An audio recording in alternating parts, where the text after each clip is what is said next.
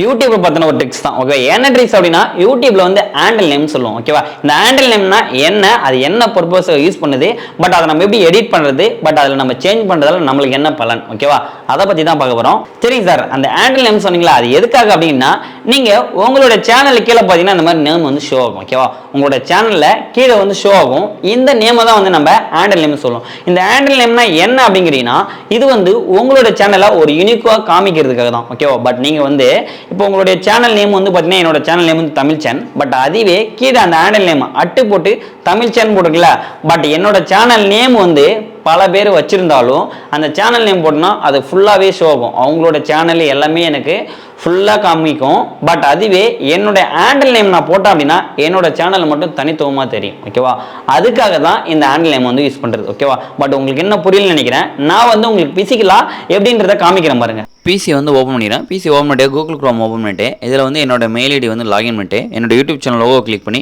YouTube studio அப்படின்றத கொடுக்குறோம். ஓகேவா, யூடியூப் ஸ்டுடியோ அப்படின்றத கொடுத்தேன் அப்படின்னா எனக்கு இந்த மாதிரி வரும் டாஸ்போர்டு. இதில் கஸ்டமைசேஷன் இருக்குது பார்த்தீங்களா, அந்த கஸ்டமைசேஷன் அப்படின்றத கிளிக் பண்ணிங்க அப்படின்னா உங்களுடைய சேனலோட கஸ்டமைசேஷன் எல்லாம் காமிக்கும்.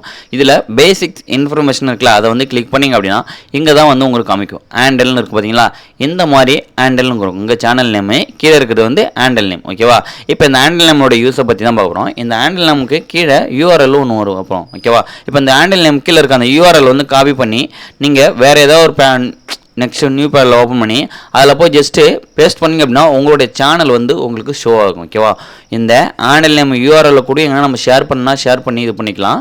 பட் நம்ம அந்த ஹேண்டில் நேம் மட்டும் போட்டு இது பண்ணலாம். உங்களுக்கு நான் ஃபிசிக்கலாக வந்து இப்போ எப்படி வந்து ஹேண்டில் நேம் வந்து நம்ம யூஸ் பண்ணுறது அப்படின்ற சொல்லுவாங்க. இந்த ஹேண்டில் நேம் இருக்குல்ல, இந்த தமிழ் சேன் அப்படின்ற ஹேண்டில் நேம் வந்து ஜஸ்ட்டு வெறும் தமிழ் சேன் அப்படின்ற சேனலை ஓப்பன் பண்ணேன் அப்படின்னா நான் வந்து இப்போ ஒரு யூடியூப் சேனல் வேறு அதர் இதில் வந்து போயிட்டு வெறும் தமிழ் சேன் அப்படின்னு கொடுத்தேன் அப்படின்னா என்னோட இது பார்த்தீங்கன்னா நிறைய சேனல் அதே பேரில் இருந்தது அப்படின்னா ஷோ ஆகும்.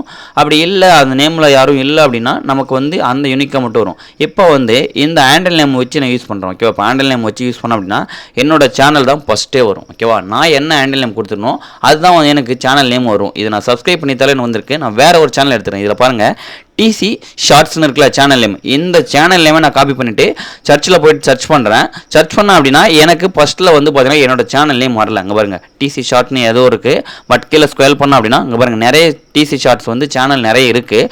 பட் என்னோட நேம் காணோம். அங்கே பாருங்கள் இருக்குது, பாருங்கள் கீழே இருக்குது. ஓகேவா, பட் ஆனால் இதுவே நான் ஹேண்டில் நேம் யூஸ் பண்ணேன் அப்படின்னா என்னோட சேனல் நேம் வந்து ஃபஸ்ட்டில் காமிக்கும். ஓகேவா, இப்போ நான் கீழே ஸ்க்ரோல் பண்ணி என்னுடைய சேனல் நேம் ஃபஸ்ட்டு போட்டு சர்ச் பண்ணிட்டேன். அது கீழே சேனல் தமிழ் சேன் ஷார்ட்ஸ்னு இருக்குல்ல, அந்த ஹேண்டில் நேம் வந்து நான் காப்பி பண்ணிக்கிறேன். ஹேண்டில் நேமை காப்பி பண்ணிட்டு இப்போ சர்ச் இதில் போயிட்டு தமிழ் சேன் ஷார்ட்ஸ்னு கொடுத்தோம்னா ஃபஸ்ட்டு சேனலே எண்ணி தான் வருது. ஓகேவா, இதுக்காக தான் இந்த மாதிரி யூனிக்காக தெரியறதுக்காக தான் இந்த ஹேண்டில் நேம் வந்து நம்ம யூஸ் பண்ணுறோம். ஓகேவா, இப்போ இந்த ஹேண்டில் நேமை நம்ம எப்படி சேஞ்ச் பண்ணுறது அப்படின்னா ஜஸ்ட்டு அதை ஃபுல்லாக கிளியர் பண்ணிவிட்டு உங்களுக்கு கொடுத்தீங்க அப்படின்னா உங்களுக்கு இந்த மாதிரி கிரீன் கலர் டிக்கு வரணும். அப்போனா தான் அந்த ஹேண்டில் நேம் வந்து உங்களுக்கு அவைலபிள் இருக்குன்னு அர்த்தம். ஓகேவா, இப்போ நான் ஜஸ்ட்டு வேறு ஒரு நேம் வந்து நான் கொடுக்குறேன்.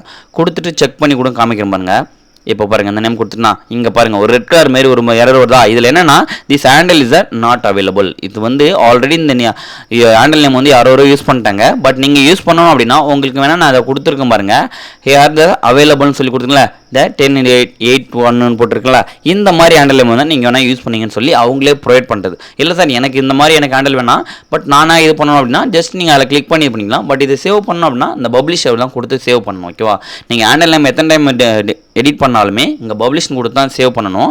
இப்போ நான் வந்து ஹேண்டில் நேம் வந்து ஃபஸ்ட்டு ஜஸ்ட்டு கொடுக்குறேன். இப்போ இல்லை இருங்க, ஹேண்டில் நேம் வந்து கொடுத்துட்டேன்.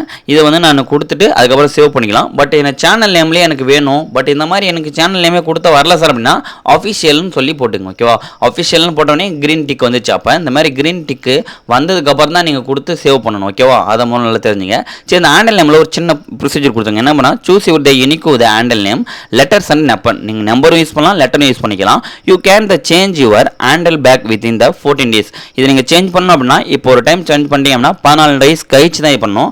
Handle can we the change to is every 14 days. நீங்கள் ஒரு 14 daysல வந்து பார்த்தீங்கன்னா ஒரு 2 டைம் வந்து நீங்கள் சேஞ்ச் பண்ணிக்கலாம். பட் ஆனால் ஒரு டைம் சேஞ்ச் பண்ணால் 14 நாள் கழிச்சு தான் வந்து இதை சேஞ்ச் பண்ண முடியும்னு சொல்லியிருக்காங்க. ஓகே, இவ்வளோ தான் ஃப்ரெண்ட்ஸ். ஓகே ஃப்ரெண்ட்ஸ், உங்களுக்கு இது நல்லா புரிஞ்சிருக்கீங்க. பட் இந்த வீடியோ பிடிச்சிருந்தா லைக் பண்ணுங்க, கமெண்ட் பண்ணுங்க, மறக்காம தமிழ் சேனல் சப்ஸ்கிரைப் பண்ணுங்க, கூட இருக்க பெல் ஐக்கனை கிளிக் பண்ணுங்க. நெக்ஸ்ட் வீடியோ பார்க்கலாமா? பை.